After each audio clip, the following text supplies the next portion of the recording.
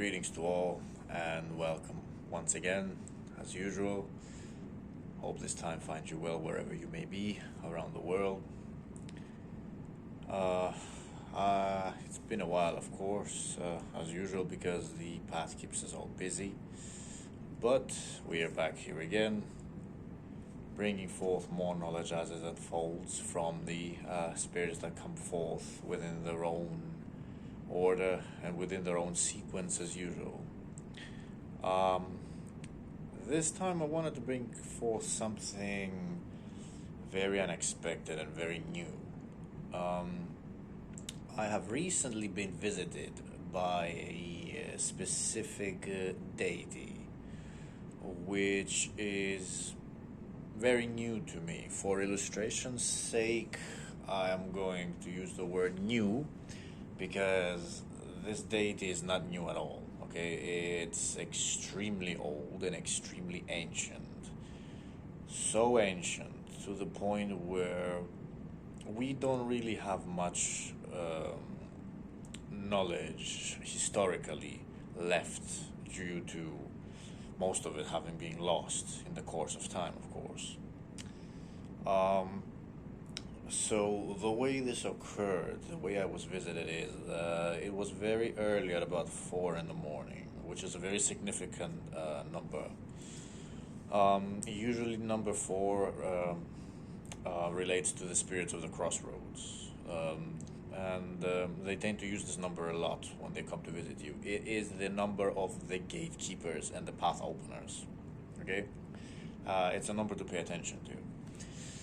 So, a big black mass swiftly came in from the right side of me, which of course indicates that we are dealing with a dark spirit, and it's a necromantic spirit, as they tend to choose the right side instead of the left. Okay. So you have to pay attention. Actually, this helps a lot when you see these little signs, these little details when you are approached. You are to take them into consideration, because they will give you all the clues that you need in order to understand what is happening, who is approaching you, and who you are dealing with, and for what reason, of course. So, as this mass came, it was first in a flat form, and then as it landed just a little bit above the floor, it took shape. From a black shadow, it turned into a black-cloaked humanoid cyanide, which had pale white skin and red eyes, and wore a black cloaked hoodie. And also it held a big black log in its right hand. The log literally looked like it was snapped out of a tree. So, out of a black tree, and it was black. When you see a spirit holding any kind of staff, regardless of it being detailed or not, this indicates that the spirit holds dominion over the dead. Okay, so this is what the staff usually stands for with necromantic spirits. It had red eyes as well, which indicates that it's there in a warlike aspect, and it showed its dog-like canines. Now, I made the mistake, like everyone else probably would have made, to assume that this was somehow Anubis, or who is also known as Anpu in Egyptian folklore. This is a big mistake which you shouldn't make with this particular spirit, simply because it anchors it. Later, I found out that this particular spirit is no one else other than Wepwawet, a name which is hard to also pronounce even. Okay. Wepwawet is usually in origin known as the White Wolf of Egypt. He is depicted as a wolf usually in ancient drawings upon the pyramids. I personally will have to kind of disagree, because in the aspect that I saw the spirit, it looked more like a jackal than a wolf, simply because it did not possess any fur. It simply had the white skin on it. Of course, there is no doubt that it can appear in different aspects as well. Probably it can shape into a wolf too. But I am yet to see him in such an aspect. He always appears to me personally like a jackal, humanoid jackal, but it's very hard to define what it is because the features of the spirit are so mixed. I mean, it's hard to tell what it is because it can appear slimmer, it can appear bigger. There was in a projection a time where I saw a big, huge statue of it as it entered its world, which we're gonna talk about later on. That it actually was in its features so mixed that it ended up looking like a polar bear, even. But as you got closer, you could tell that it's more like a dog-like creature instead of a bear. Although we can argue that bear does resemble dogs very closely as well, so it's very hard to define exactly what kind of creature it is, but simply take it as it is. Hugely confused and mixed with Anubis, of course, because, like we said, they look very similar, but the white color kind of took me away, so I had to basically try and communicate and understand what is going on, because Anubis would usually appear as a black dog. I also know there's no mistaking it with Seth, who does appear also like a humanoid dog-like creature, but he will either be dark blue, to my experience personally, or black. Okay. In the case of Anubis, he will appear as a humanoid black dog, but he will always have gold ornamentation on him. He will always have about 2 golden bracelets on his biceps, or he's gonna have a particular Egyptian-looking, very very big decoration, which is usually made out of gold and different kinds of colorful rubies, gold, black, blue, green, many mixture of colors. It's a beautiful design. So Wepwawet basically is very, very, very old, okay? And he was a god of royalty, necromancy, guiding the dead, judgment, hunting, and abundance, okay? He was heavily venerated by royals, very, very actively involved in humanity and its course, okay? And according to him, he was actually venerated globally in the civilizations of his time. Okay, so we only have history which is basically speaking of him within Egypt, and that's basically the only historical reference we have in the world. We know Wepwawet from Egypt. We do not know him associated with any other culture, because the scripts of old have been lost in time, of course. But, as he says, he was globally venerated by all cultures. He was very, very widely known in the world.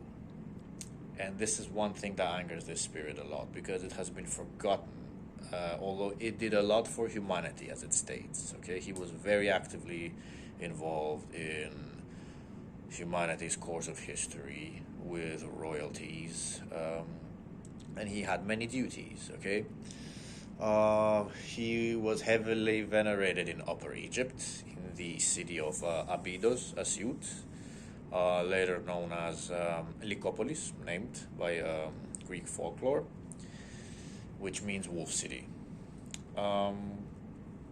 Now,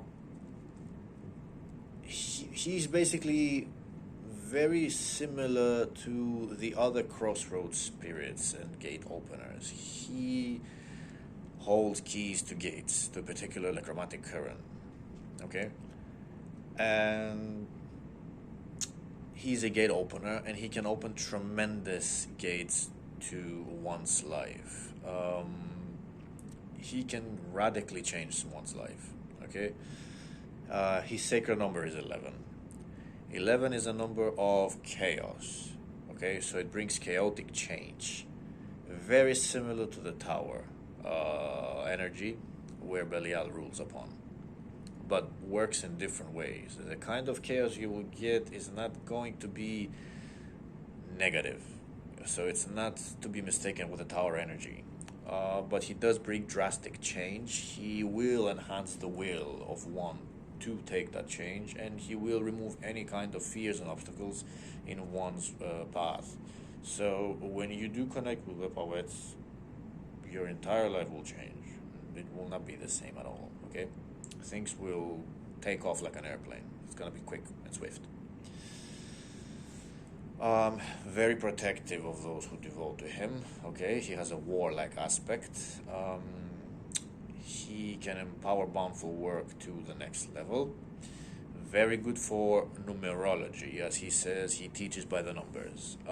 One thing that is very significant to mention, Wepwawet's numerology is difficult, especially if you don't really have any connection to numerical values and you're not good with numbers. Like me, I find it very difficult to work with numerology because numbers have many meanings, both in lighter and darker aspects, okay? But he will teach you how to mix divination together with the numerology and the numbers that appear, okay? He initiates into the path of the three deserts, okay? The three deserts are deserts which are combined in a kind of like cross-like shape, okay? On the left side, you would have the rule of Seth, so his desert would come down this way. On the right side, you would have Wepwawet's path, which crosses, and it all descends all the way down to the Black Pyramid of Anpu, Anubis. That's where the true knowledge is to be taken. If one is to reach the Pyramid of Anubis within the ritual chamber after tests have passed, and if you manage to reach there, there will be a black sphere which the initiate can take, which is a soul reward, basically. Okay, these visualizations are all symbolic for the person to understand where the astral double finds himself at that time and what is happening. So, of course, you will not understand what's going between the stars, but these visualizations are translated towards you while you are in that state for you to understand what is going on. So, it is a great empowerment to receive the Black Sphere if you reach there. There is no guarantee that he will be your main patron, okay, or protector, but he is an initiator. So connecting with him guarantees you to open gates, okay? He will change your life in any way he deems fit before he sends you down to the path of the three deserts if you initiate. There is a schedule in the Dark Soul Gnosticism group, of course, which we have received from him, and which I wanted to bring forth to the world, of course, as an offering, because I really think that more people should connect with this spirit, okay? He is tremendously necessary for the path. He will empower your necromantic abilities to the next level. His energy is severe. The frost that he brings is unbearable, and it will stay with you for a long time. He also initiates and introduces you to a brand new race which I discovered, which has the white werewolves that he rules upon. This is a very rare spirit race. I personally did not know of its existence until now, and I personally don't even know anyone who has discovered this spirit race. The gray and black werewolves are way more common in the Clifothic realms.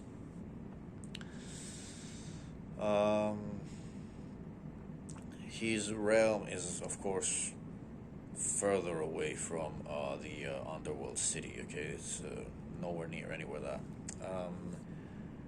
You are to enter through the Black Sun, so an initiation of the Black Sun is required prior to connecting with him.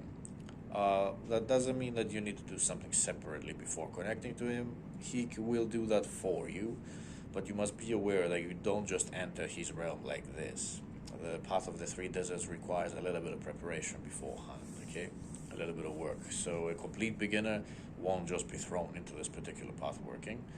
You will be taken through a different particular initiation astrally, of course. You will do your crossings, and then you will do your tests. You will be assessed.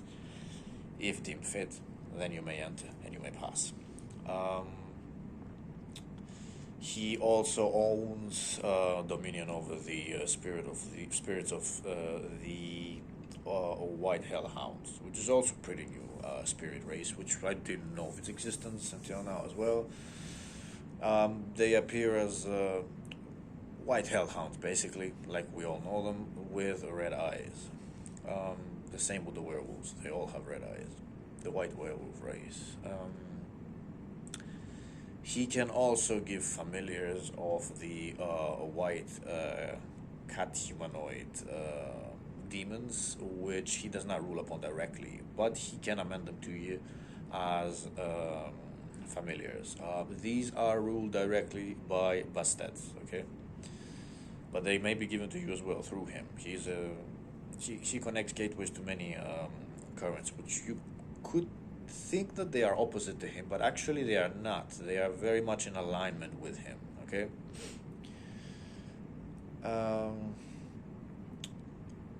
Another thing that he's very, very good at is abundance, okay?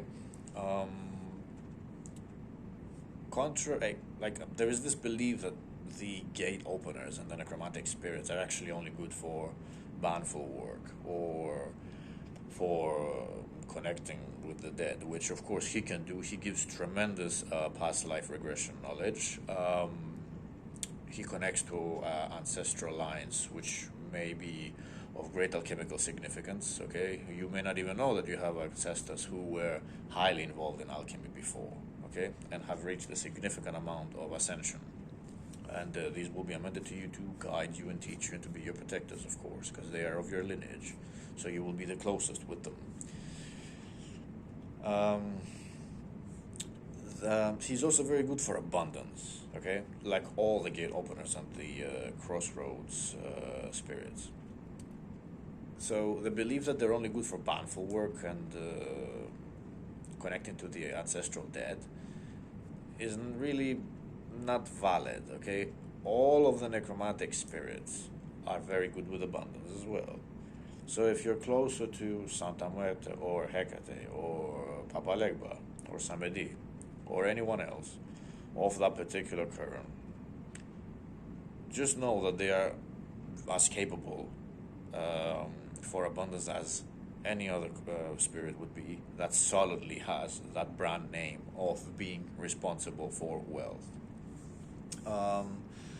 Wepwawet is more of a supporter of bigger projects, okay? So when it comes to abundance, he will amend that to you as a gate opener. He will not actively give you anything.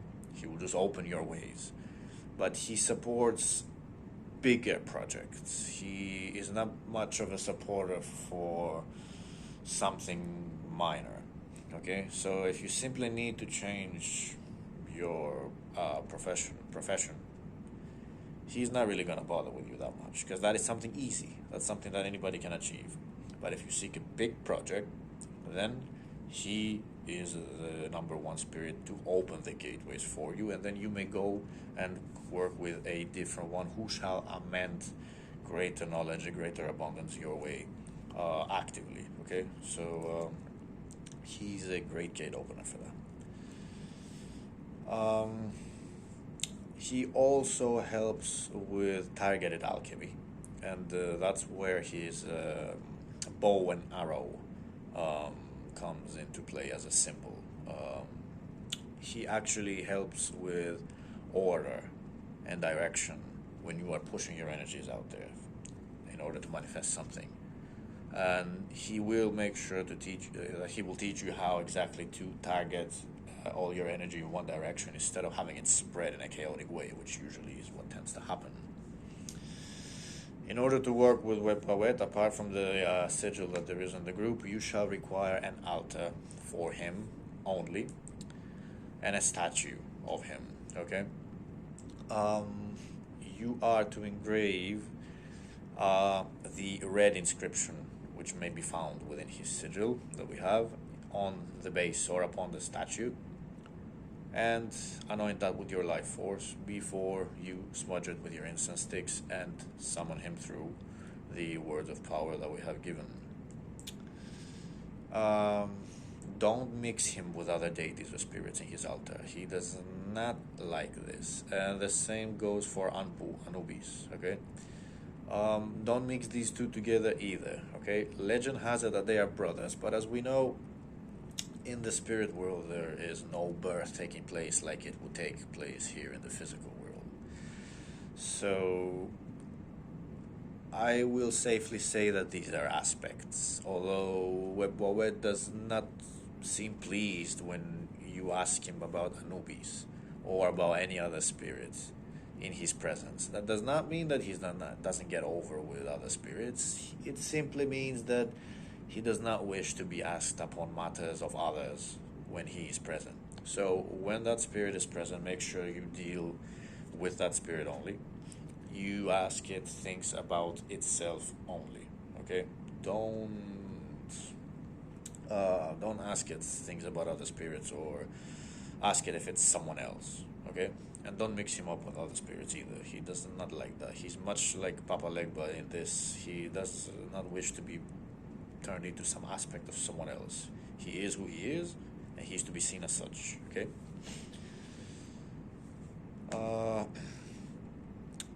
Also, he's very, very good with linguistics and languages. Can help someone learn languages. He really favors those who speak a good few of them. In his area where his dominion was great, in Upper Egypt, where he was originally venerated. Later he was venerated in Lower Egypt as well. But it all started up in Upper Egypt, okay? There was a language spoken which was called Coptic, which of course I knew nothing about, until he told me to check the language of old. So I tried to read and understand, because I'm completely illiterate with ancient Egypt. I don't know anything about Egyptian deities. I barely know the basics of Seth, Ra, and Horus, and just basically just the very, very famous deities. Okay, I don't really know much about all the others, and I never really had any connection apart from Seth through the initiation of his tunnels. When I did my crossing, I've never connected to any other Egyptian deity, so he was completely unexpected when he came in. Reading the dialect, though, when I managed to come across pictures of the ancient scripts and tomes that have been somewhat found and preserved in museums, I suddenly managed to read it. So I was able to read it out of nowhere. And out of all the things that have happened in this path, this is the one that has actually managed to pretty much scare me and get my attention. So he's a tremendous manifester. He also stands for cunningness and intelligence, okay? He will boost your intellect, he will boost your quick thinking, the mind, and numerical calculations. There is a good chance you will start seeing foxes randomly wherever you go. Real foxes. We're not talking about symbols or pictures. We're talking about real foxes appearing out of nowhere in your way wherever you go, okay? Like literally, you could be in the middle of a busy city where there is no forest or anything like this, and you will start seeing foxes coming in front of you, okay, where there should be. So that's a big sign that Wepwawet is around.